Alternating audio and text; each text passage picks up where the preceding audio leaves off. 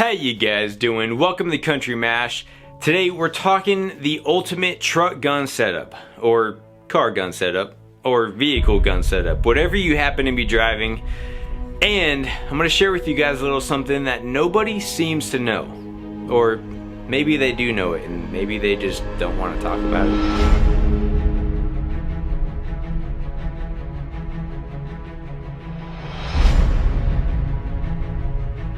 Alright, so before we get started with this video, I do want to ask you guys who already have a truck gun, or car gun, or SUV gun, or vehicle gun, what are you guys using to secure your setup? Or do you even secure your setup inside your vehicle? Do you have a specific system like a lockbox, or a locked cabinet, or maybe a cable lock, or something like that?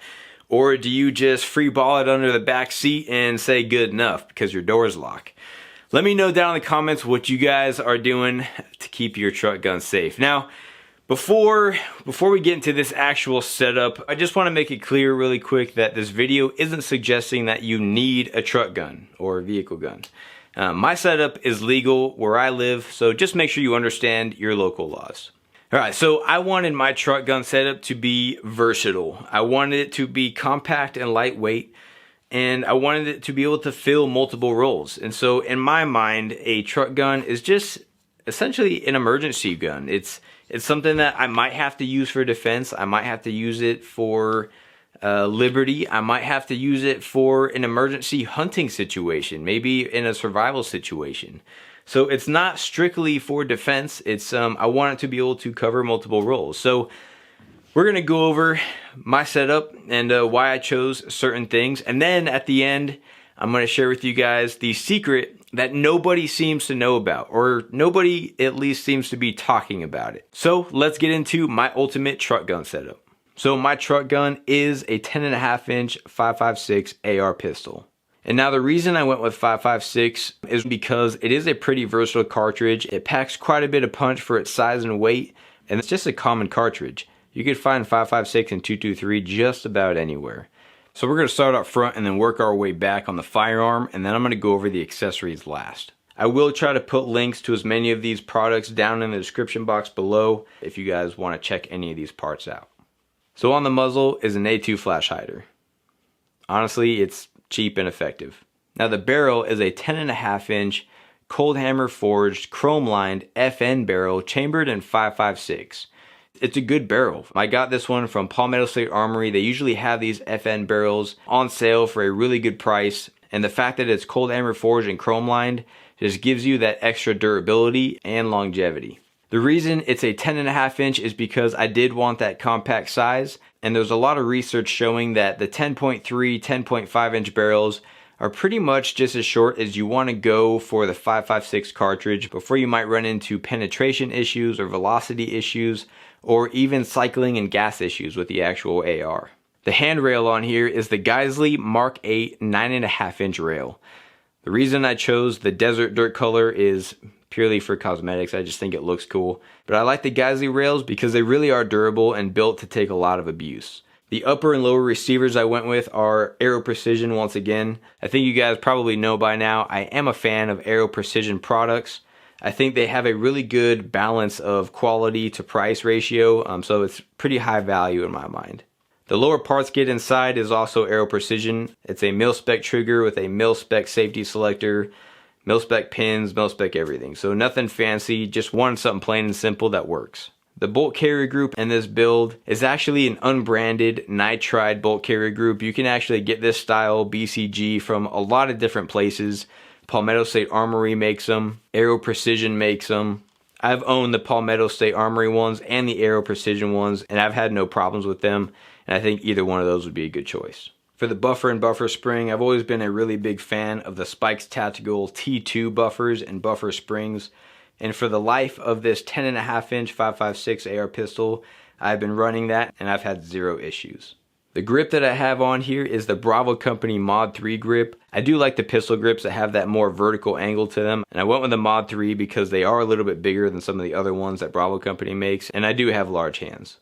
In the back, I have the SB Tactical SBA3 pistol arm brace. I like the adjustability on these, and I like the fact that they're pretty lightweight.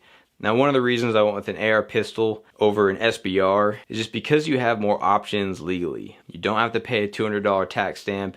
You don't have to wait for it. You don't have as many restrictions when traveling. And overall, I think just legal reasons, an AR pistol is a little bit better way to go when it comes to doing a short-barreled AR build.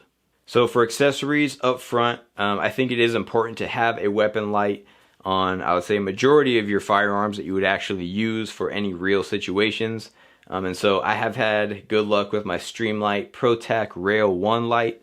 I've had no issues with it whatsoever. It's a good light for the money, and it's definitely a lot less expensive than the Surefires. I think it is important to have flip-up iron sights. I happen to have these Troy ones, and so that's the reason why I have them on here. But really, there's a lot of different backup iron sights that you can choose from, and I think that's going to be a personal preference. The charging handle that I have on here is actually an ambidextrous charging handle from a company called APS Inc. It's APS Inc. And this is their budget ambidextrous charging handle. It's like $30-something. I forget what the price is exactly, but I do have a full review on it. If you guys want to check that out, it's worked great, and I've had no reason to change it out. And finally, for the optic, that's kind of the part that really ties in what kind of roles your setup can fill. And I had a hard time choosing this one, but I keep coming back to the Primary Arms 1X ACSS Cyclops. It really is a versatile optic. For the price, it's very durable, it's tough as nails, it's lightweight and compact, and even though it's one power, the ACSS Cyclops reticle inside does allow you to get out to 400 yards with this thing. And that's even letting you range targets out to 400 yards. So that kind of takes me back to the survival situation where if I had to use this for hunting, this would be a lot better than using just a regular red dot. You are able to illuminate the etched reticle, but because it is etched, you don't necessarily need to have illumination. Therefore, if your batteries do die or just the electronics fail somehow, you will still have a usable optic. So I think this optic goes right at home for a truck gun.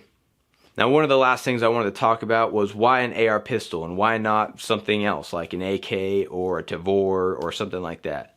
To be honest, I thought about using an AK for a truck gun because they are cheap, they're reliable, they're lightweight, but I'm a lot more comfortable with the AR platform. In my mind, it just makes sense to use the weapon platform that you're most comfortable with. Alright, so some of you guys probably noticed that this isn't the cheapest build or setup. There are some things on here that some people might look at and be like, you know, that's kind of an expensive part, like this Geissele rail for a truck gun setup. I mean, like, what if you lost that? Wouldn't you be bummed out that you spent that much money on that rail? Or maybe the optic. Maybe the optic is a little bit more expensive than you would like to lose or risk losing should someone break in and steal your truck gun. Well, I know that there's the two camps of vehicle gun people. There's people who say you should always have a gun stored in your vehicle because you never know. And then you have the other people that say vehicle guns or truck guns are stupid because someone can break in and steal it, and then all of a sudden you're morally responsible for whatever that firearm was used for. But here's the thing that no one seems to understand, which it doesn't solve everything, but it does solve a little bit, is that it's not black and white. If you have a dedicated truck gun or vehicle gun like this, it doesn't always have to live in your vehicle. You can take it out whenever you want. So I feel like some people just have it stuck in their minds that it's one or the other, and it's not. So this guy is going to be used for certain situations. This isn't going to live in my truck 24/7. It's silly. What if I went to the airport and dropped off my truck and it stayed at the airport for a week? That's just silly to leave it in there. I can definitely take it out. I don't think I'm going to need that, especially when I always have a firearm on my person anyways. This is just a backup. This is for, you know, extreme emergencies, which of course are rare. They do happen, but they are rare. So, for instance, I would say majority of the time, if I'm just running to the grocery store really quick, I probably don't need to have this guy in my truck, right? I mean, at least in my mind. If I'm going camping, or if I'm going up to the Sawtooth Mountains for a photo shoot, or maybe out to the desert where I'm pretty far away and you don't know. It can end up in a survival situation, or you can become an easy target because you're alone in an isolated area. that would be a good time to have a dedicated truck gun, a backup gun. And so that's what this guy is for me. So obviously everyone's situation is different. Everyone has their own opinions. I totally get it. I really do. And so this video isn't to push my ideas onto you guys. I'm simply just sharing what I do and what I think. But I would love to hear what you guys have to say about vehicle guns. Do you think they're a good idea?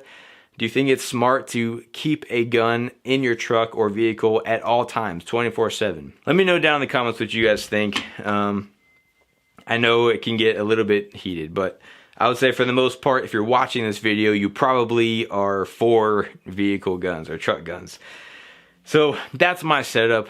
I'm currently working on, I asked in the beginning what you guys use to secure your truck guns in your truck, because I just got a new truck. If you guys follow me on Instagram and Facebook, you guys probably caught on to that. So I'm trying to work on some systems to integrate into that new truck. I need some storage options and I need some security options and stuff like that. So I'm curious to hear what you guys are using and what's out there and maybe what I should look into. So that's it for today's video, guys. I hope you guys enjoyed it. I hope you guys liked it. If you did, go ahead and hit that like button. Thank you to everyone who has subscribed to the channel. You guys seriously rock. I hope you guys have a great rest of your day, and I'll see you next time.